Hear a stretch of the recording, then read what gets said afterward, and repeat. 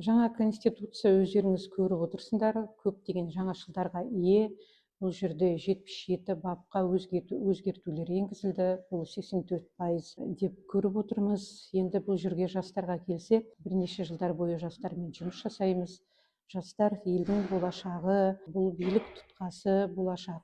Енді бұл жерде білім, ғылым, мәдениет, инновация туралы ерекше көңіл бөлінген. Бұл тек қана қазба байлықтар немесе минералды ресурстар емес, сонымен қатар адами капитал, азаматтардың жетістігі, ең негізгі осы сөз болды. Сол себептен мен ойлаймын, бүгінгі күнгі жастарымыз ол жан-жақты, білімді, ойшыл болса, олар міндетті түрде болашақта маман иесі болады, жан-жақты маман иесі. Және бүгінгі күні мен жастарға айтқым келетіні, бұл конституцияда негізгі көрініс алған цифрландыру, яғни барлық құқықтар ол цифрлық ортада қорғалуы. Бұл өте қажетті, себебі кез келген адамның оның бостандығы, құқықтары заңдармен бекітілген.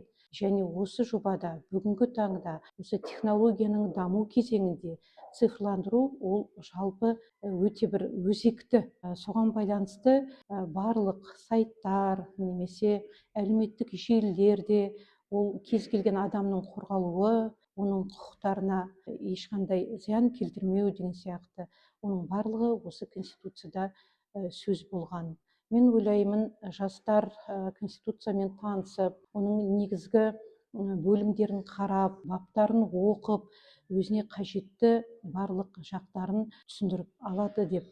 Яғни осы бүгінгі түсіндіру барысында біз осы жастарға міндетті түрде білім ол өте қажет. Сонымен қатар біліммен бірге тәрбие. Яғни бұл жерде біз көріп отырмыз, мемлекет және дін ажыратылған, негізде көрсетілген. Яғни бұл білім беру, тәрбие ол зайырлы негізде, зайырлы мемлекет негізінде көрсетілген. Оның өзі де бұл конституцияда кез келген адамның таңдауы бар екендігі, білімге қол жетімдігі екендігі көрсетеді.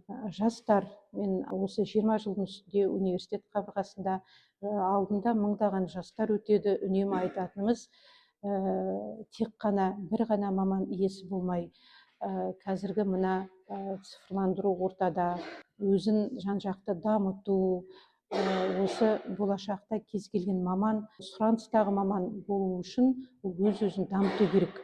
Өз-өзін дамыту, бүгінгі міне жаңағы искусственный интеллект дейміз ғой, жасанды интеллект, ол өте қажет. Сонымен бірге осы барлығы жаңа технологияларды меңгеруге деген сияқты жастарға мүмкіндік бар. Ең бастысы білім алу қажеттігі.